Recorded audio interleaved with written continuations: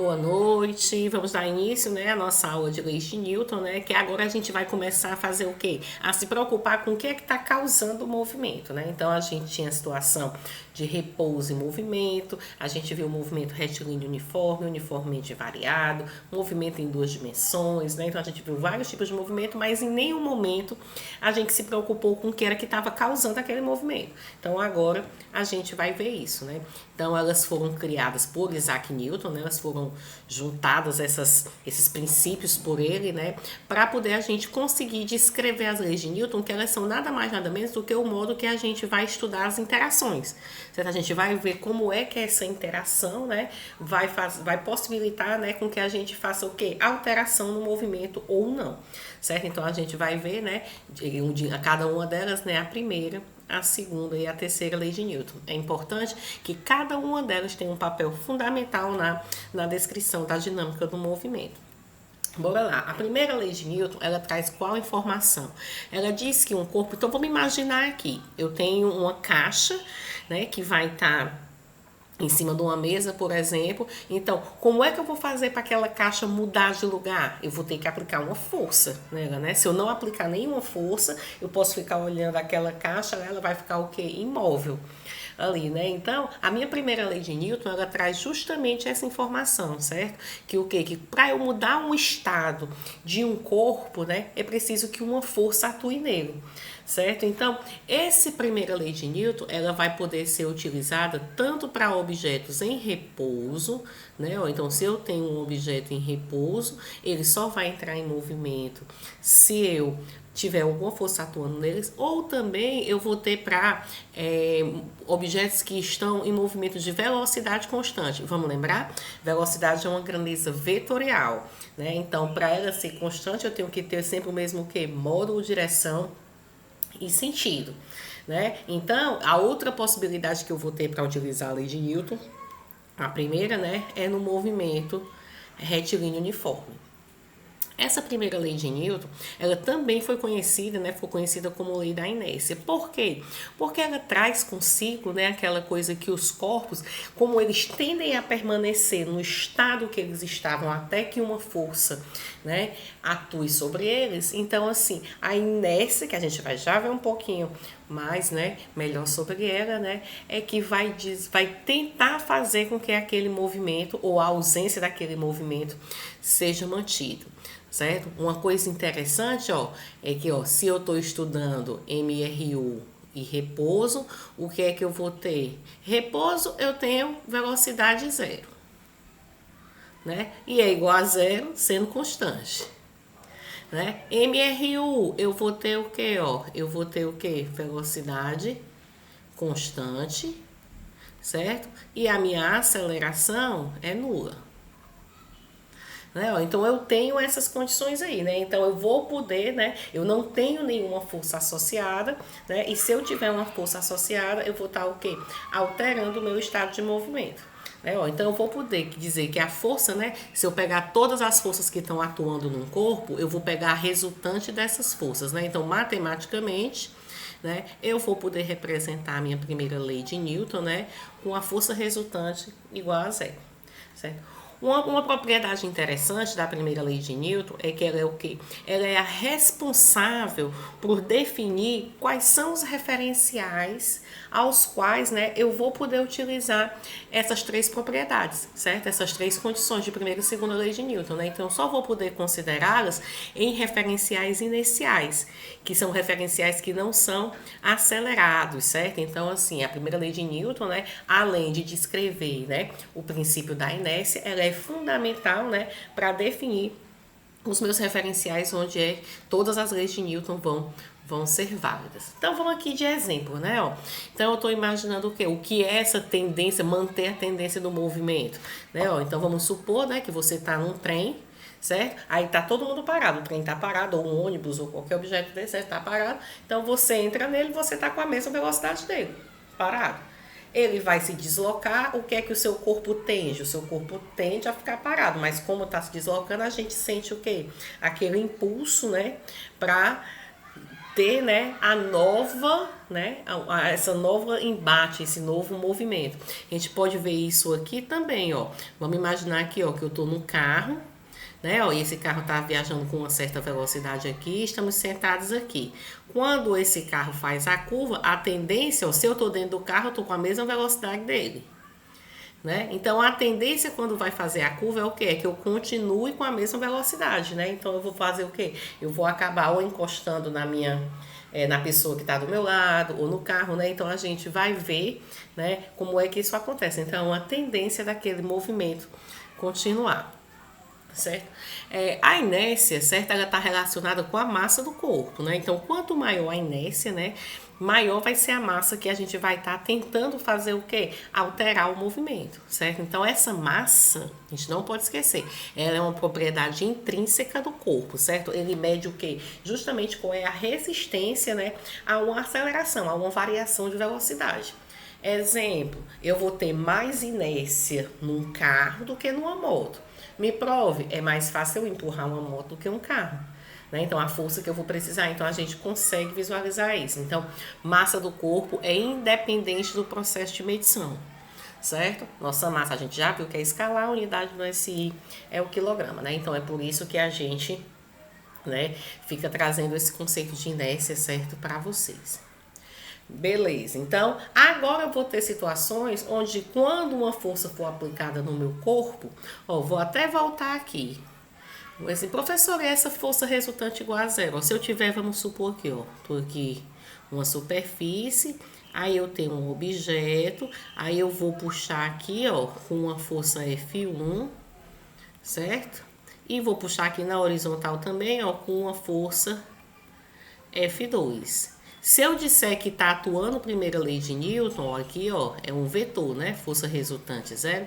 Então, eu vou poder dizer o quê? Ó, que F1 mais, que é um vetor, né? F2 vai me dar um vetor nulo. Posso reescrever isso aqui assim, ó, F1, jogando F2 para o outro lado, ó, sinal negativo. Né, ó, então, são dois vetores aqui, ó. Para que eu tenha a primeira lei de Newton aqui, tem que ser dois vetores, ó, de mesma direção, certo? Mesmo módulo e sentido contrário. Então, se eu puxo com 50 newtons e outra pessoa puxa com 50 newtons na mesma direção e sentido contrário, o que é que acontece? A minha caixa aí não vai sair do lugar, né? Então, colocou aí só representando, né, as forças que estavam atuando aí na horizontal. A gente vai já ver mais alguns tipos de força.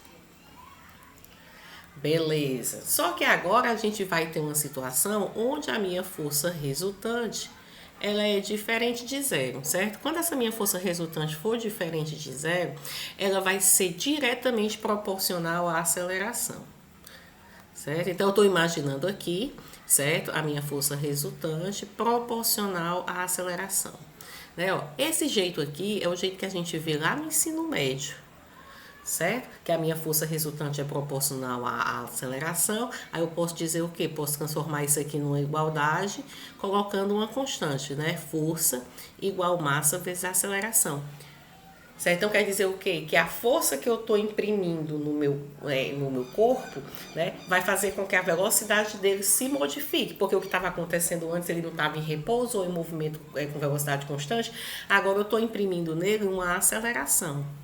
Certo? A segunda lei de Newton, ela não foi enunciada assim, certo? Ela foi enunciada desse jeito, ó, que a minha força, ela era o quê? Ela era a variação temporal do meu momento linear, certo? O meu momento linear, ó, é um produto entre massa e velocidade. Aí eu fico com o quê? Ó, que força é a derivada com relação ao tempo, ó, na massa vezes a velocidade. Então, se eu considerar a massa constante, aí eu vou poder dizer isso aqui, ó, F, M, dV, dt. Então, isso só acontece se a minha massa for constante. E a gente sempre vai ficar trabalhando, né, com sistemas de massa constante, né? Então, ó, se a minha massa for constante, eu posso escrever, ó, que a minha força é quem? É massa vezes a aceleração. Certo? Então, essa expressão aqui para a segunda lei de Newton, né, que a gente usa desde o ensino médio, ela é verdade para sistemas que têm Massa constante. Olha aqui essa figura que está representando. Ó, eu estou aplicando uma força. Vamos supor que o meu carro aqui está no prego. Aplico uma força nele. Se eu aplico uma força de uma certa intensidade, ele varia a velocidade, ó, com uma certa intensidade. Aplico uma força maior, então vamos supor, ao invés de uma pessoa, tem duas pessoas empurrando, ele vai o quê? Atingir uma velocidade maior, mais rápido. Então, mais gente, né? Então é proporcional, né, a minha força. Não estou mudando meu objeto, ó, minha massa é constante, né? Então, quando eu aumento a minha força, aumenta a velocidade. Nessa condição aqui, ó, a gente colocou o quê? Um sistema sem atrito, certo? Que a gente vai já definir direitinho o que é. Se eu tiver atrito, né? Então eu vou ter uma condição diferenciada, mas eu vou poder utilizar essas forças, né? Então a gente já pode até pensar o quê? Eu estou pensando em força, eu estou pensando em vetor, certo? Então, é fundamental que a gente sempre consiga fazer o quê? Diagramas de força, diagramas de corpo livre, assim que a gente pode chamar também, para poder representar as forças. Por quê? Porque tanto na primeira como na segunda lei de Newton, a gente vai ter que estar calculando o quê? A tal da força resultante. Né? A minha força resultante é quem? É a soma vetorial das forças que estão atuando naquele ponto. A gente vai se interessar, ó, olha o que é que a força resultante tem, ó. Ela tá a ver com a aceleração, né? Então a gente vai interessar, né, com todas as forças que estão atuando naquele corpo que estão, né, sendo importantes, né, para essa alteração de velocidade. Então vamos ver aqui, ó, o exemplo do plano inclinado é um que a gente pode representar bem os 4 tipos de força que a gente vai trabalhar, certo? Que é a força gravitacional, a força normal, a força de atrito e a força de tração. A força gravitacional é a força de atração que a Terra faz com qualquer objeto, certo? A gente já viu que a força, né, a gente pode ver aqui matematicamente, né, que ela era o que? Um produto, né, entre a massa e a aceleração, né? Então a gente vai representar essa força gravitacional através da força peso, certo? E a força peso, a gente sempre vai representar, ó, o meu P, vou colocar aqui, ó, vou até colocar como um escalar por enquanto. Ele é quem? Ele é o produto da massa vezes a aceleração da gravidade, certo? Ó, mas só que a gente tem que lembrar uma coisa, ó. A gravidade, ó, a gente vai tomar como ela sempre sendo o quê? Vertical e apontando para baixo. Então, vamos pegar aqui minha força peso, né? Ela vai estar desse tipo. Então vamos aqui, ó. Vamos pegar aqui, temos 2 blocos, ó, um bloco A e um bloco B. O bloco B, ele tá aqui nesse plano inclinado, o bloco A tá aqui. Né, ó? Então, se eu for pegar aqui o peso, ó, o peso, olha aqui, ó, ele sempre vai ter, ó, isso aqui é uma constante, no caso da gente, né, é a massa. Então, os vetores que eu tenho é quem? É o peso, né, e a aceleração da gravidade. Então, eles vão ter o quê? A mesma direção e o mesmo sentido, já que essa minha massa é positiva. Então, ó, se a minha gravidade aponta aqui para baixo, então eu vou ter aqui, ó, aqui para baixo, eu vou ter o peso de B, certo? Vou chamar aqui, ó. E aqui, ó, vertical para baixo, eu vou ter o peso de A. Ora, então eu vou poder representar isso aqui, ó, o módulo disso, ó, quando eu botar assim, ó, eu tô botando só o módulo, certo? É a massa de A vezes G, né, ó, e o módulo do peso de B, ó, a massa de B vezes G. Não coloquei sinal aqui porque a gente está pensando só em módulo, certo? Então, ó, toda vida que a gente for representar a força gravitacional, a gente vai pensar o quê? Vertical e apontando para baixo. A normal, ela é uma força que ela aparece no sistema justamente devido ao contato, certo? Então, eu só tenho força normal se eu tiver contato. A força peso, ó, basta ter massa e gravidade, né? Ela vai ter, mas a normal eu só vou ter o quê? Quando eu tenho contato. Aqui, ó, o corpo A, ele tá suspenso, pendurado por um fio, então eu não tenho normal. O meu corpo B, ele vai ter, ó, uma força normal. O que é uma característica interessante da força normal? A minha força normal, ela é o quê? Ela é perpendicular à superfície. Ó, percebam que a gente tá, né, ó, sempre dizendo como é, né, a direção e o sentido dessa força, né? Força peso vertical para baixo, normal perpendicular à superfície. Então eu tenho aqui minha superfície, ó. Então ela vai estar o que? Perpendicular à superfície. Perdoem aí o desenho. Então eu vou dizer aqui, ó, que aqui é a minha força normal de B, certo?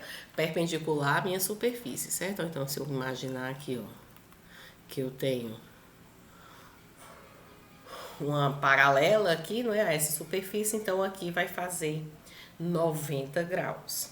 Beleza? Então a gente já tem aqui, ó, NB e tem o PB. Vou até tirar aqui os vetores. Vamos deixar todos para poder a gente representar melhor. Então tá aqui a normal de B. O item A, né, o peso A aqui, ó, meu bloquinho A, ele não tem normal porque ele não tem, né, contato. Vamos pegar aqui a tração primeiro, certo? Daqui a pouco a gente fala do atrito. Então, a tração é uma força que existe por conta da presença de fio, certo? A tração, ela está relacionada à presença de um fio.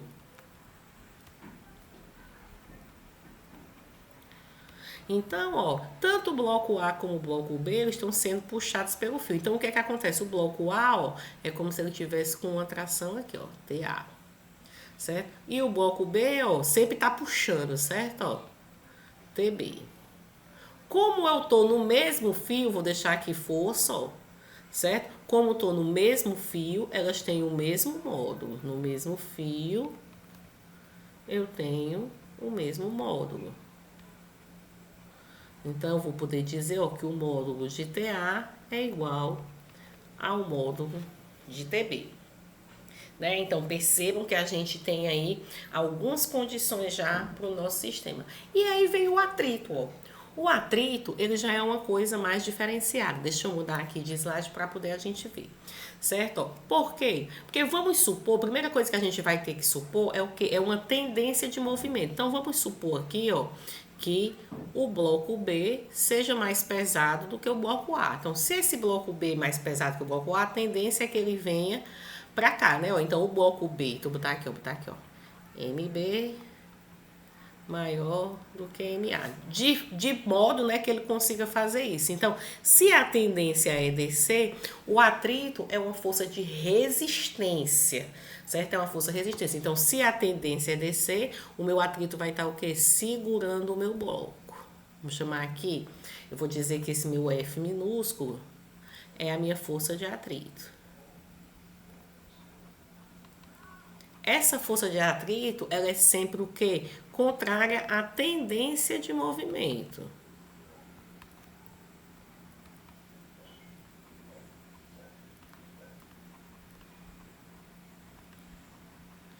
Então, se o meu corpo, né, ele estava tendendo a descer, ó, o meu atrito, ele estava subindo. Eu tenho dois tipos de atrito diferentes, certo? Eu tenho o atrito cinético e eu tenho o atrito dinâmico. Opa, cinético ou dinâmico, né? E eu tenho o atrito estático. O meu atrito ele vai ser estático quando o meu corpo está em repouso, certo? E ele é cinético quando o meu corpo está em movimento. Mas como é que eu vou fazer para calcular, professora? Como é que eu vou fazer para calcular esse atrito? Olha, essa minha força de atrito, ela é proporcional, certo? Ao quê? A componente normal, lembra que esse corpo aqui, ó, quem vai ter atrito é só quem tem contato, né, B? Ele tem aqui, ó, uma normal B, certo? Então, ele é proporcional a essa normal, certo? E ele vai estar associado ao quê? A um coeficiente de atrito. Então, ó, o meu coeficiente de atrito estático, ó, ele é menor ou igual a mi estático, eu vou chamar aqui, ó, vezes a normal. Certo? Por que eu estou fazendo isso? Porque a força de atrito ela só vai existir quando ela é requerida, né? Vamos supor, eu estou com um objeto em cima da mesa, aí eu quero arrastar esse objeto, né? Então, se eu arrastar ele com uma força, aplicar uma força F, e eu não conseguir deslocar, então é porque o atrito está igual, de mesmo módulo, né? E sentido contrário a essa força que eu estava aplicando, né? Então, eu vou ter isso aqui, né? E o meu ar, vamos botar aqui, ó, força de atrito estático. E a minha força de atrito cinético é mi cinético vezes a normal. Uma coisa que é interessante é que a minha força de atrito estático, ela sempre vai ser maior do que a força de atrito cinético. Sério, professora? Me prova aí. Quando é que é mais difícil empurrar o carro? Quando ele está parado ou quando ele já arrancou? Então, quando o carro já está em movimento, é mais fácil a gente imprimir uma maior velocidade nele, né, do que quando ele ainda está parado, né? A gente precisa de mais força para dar o arranque, né? Então, a gente vai fazer exercícios que vão elucidar um pouco, certo? Isso aqui do que a gente está vendo. Na nossa próxima aula, ela é integralmente de exercícios sobre a aplicação das leis de Newton. E chega a terceira lei de Newton, né? A terceira lei de Newton é o quê? É o princípio da ação e reação. Diz o quê? Que quando a gente realiza, um corpo realiza uma força em outro corpo, esse corpo reage com uma força que tem mesma direção, mesma intensidade, só que de sentido contrário, certo? Então é como se eu tenho aqui, ó, como é que eu vou fazer? Pronto, meu primeiro exemplo para terceira lei de Newton é o quê? A gente caminhar. Né? Por quê? O que é que você faz? O meu pé faz uma força no chão, aí o chão faz uma força no meu pé, né? Fazendo com que eu ande. Se não tivesse, né, atrito, nem essa terceira lei da termodinâmica, né? A gente ia ficar o quê? Só patinando, né? Mas aí vamos lá. Então eu vou aqui, ó. Vamos pegar esse exemplo aqui, né? Que é o exemplo da natação. Então o que é que acontece? A pessoa tá com os pés aqui na borda, ó, ela empurra a parede, né? Dá um impulso na parede, ela faz o quê? Ela se desloca. Então o que é que eu tenho aqui, ó? Duas forças, certo? Que elas têm o quê? Mesmo módulo, mesma direção, sentidos contrários. E tem isso aqui, ó, atua em corpos diferentes, certo? Então, a gente sempre vai ter isso aqui. Então, por exemplo, ó, vamos pegar aqui, eu tenho um corpo A, eu tenho um corpo B aqui, ó, encostado nele. Vamos pegar as forças todas que tem neles, ó. Então, para baixo eu vou ter peso de A, vamos colocar aqui, ó. Essa aqui, ó, para baixo, peso de B. Como os dois estão sob uma superfície, tá em repouso, certo? Eu vou ter normal de A e aqui eu vou ter normal de B. Por eles estarem encostados, ó, eu vou ter uma força aqui, ó, que vai ser a força que A faz em B.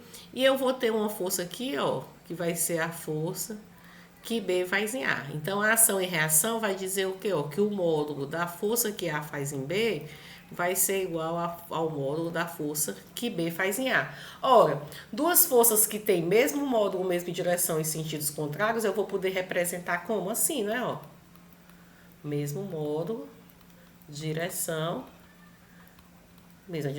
sentidos contrários, né? E não esquecer, ó, que elas atuam em corpos diferentes. É por isso que elas não se anulam, certo? Se elas acontecessem no mesmo corpo, eu ia somar, né? Mesmo módulo, mesma direção, sentido contrário, é dar zero. Mas como elas atuam em corpos diferentes, né? A gente tem efeitos diferenciados. Então, com isso, a gente fica, né, com o nosso conteúdo de leis de Newton, né? As leis de Newton, elas são baseadas, né, nesses três princípios, né? Que os corpos, eles tendem a permanecer com o movimento, né? Até que alguma força o altere, né? Que caso tem uma alteração dessa velocidade, ela vai ser regida pela segunda lei de Newton, e se um corpo faz força no outro, esse corpo reage com uma força de mesma intensidade, né, e sentido contrário. Então, na nossa próxima aula, a gente vai ver o quê? Vai ver exercícios de aplicação das leis de Newton. Tá bom? Obrigada e até mais.